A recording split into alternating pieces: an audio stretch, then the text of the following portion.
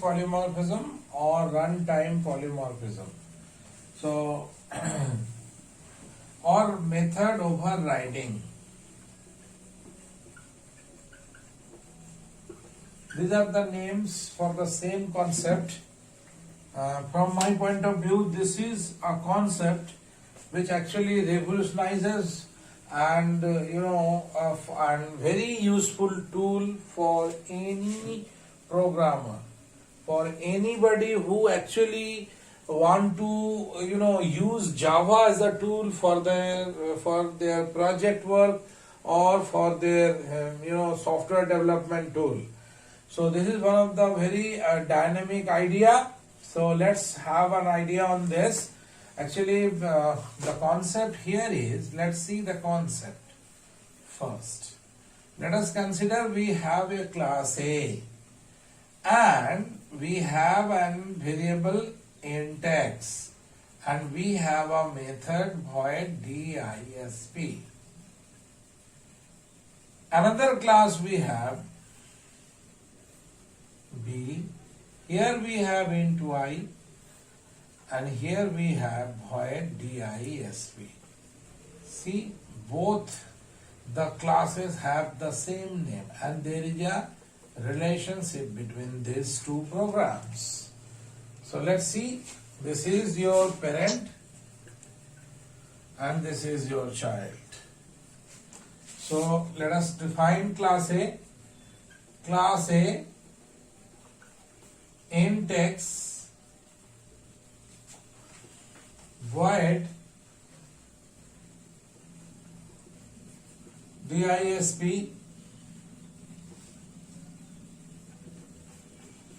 system.out.println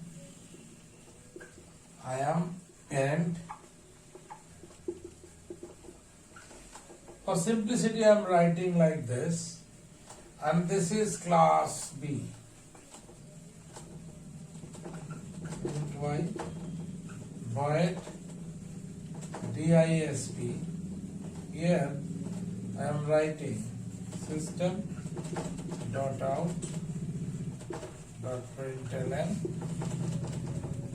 I am child. And here is my class C, public static void main,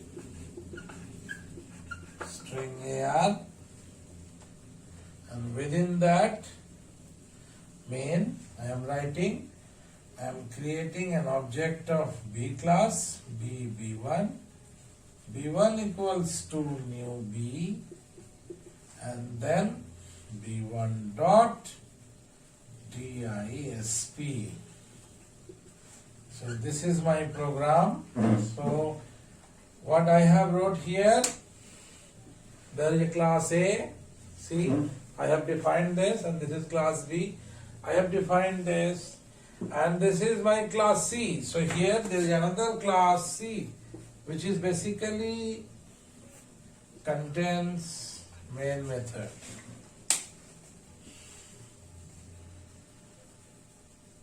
Basically contains main method.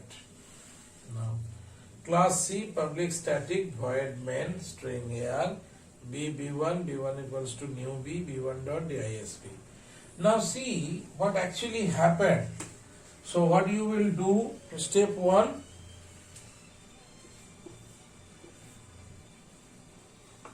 save as C.Java, save as C.Java in D drive, and then you will compile. Step 2,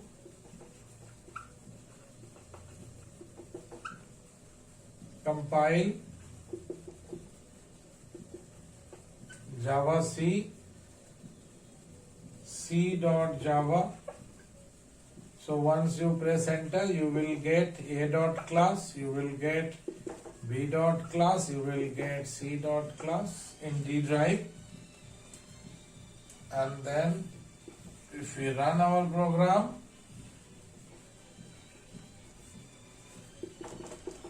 so Java, C. Now here is the most important aspect. If I write like Java C, so it will go to the C class and then tries to find out main. So once the main is available, B1 equals to B and then B1 equals to new B. So there will be an object of B class will be created. So B, now B1.disp. So if I execute this, and one more here I have to add one more line, extends A, because there is a relationship extends. This is most important aspect. So once I have defined the relationship between A and B, immediately all the properties as I have defined in the DISP method over here and DISP method over here, their contents are different. That is not an issue. But the name is 100% same. Even number of arguments are same. Everything is same. So if this particular thing happens, so can I not say that right now B have two DISP method and one DISP method of its own and another DISP method of its parents. Now in runtime, this will decide either to call parents or to call childs. Either to call childs or to call parents. So if I want to do that, so the system always executes the child method. So it is always showing I am child. It will never show I am parent. This is known as method overriding. So it means, that's why it is showing overriding. What actually happened, we have already one parent method, so the child method will just sit or override the method of the parent.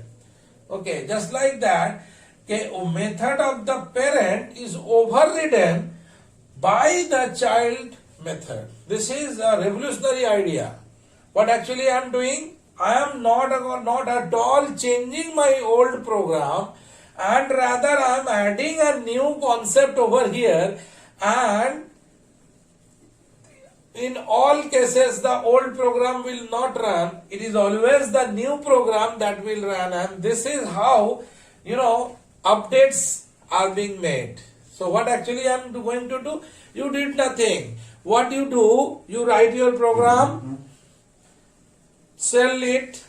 So if your client want a new updated version, what you will do, you create another class, a child class. You write the updated program with the same method name as the method defined in the parent. And if you run your program, it is always run your program through your child class method. It is always the case that your child class method gets executed. It will never call the parent class method. So this is the beautiful concept known as dynamic polymorphism, method overriding, or runtime polymorphism. Okay, so this is one of the major concept of Java. But here, if we what we have, so key points are, there are three key points. One, there will be parent-child relationship. Another, both parent and child have the same method name but having different behavior. Point number three, whenever you call that method, always child method executed. It will never ever execute the parent method through the object of the child method. Here, if you call parent if you call a parent method through the object of the parent, so parent will execute. So there is nothing here overriding or whatever. But if you call a method name, if you call through the object of the child, now child has to decide, because child have two methods with the same name, DISP.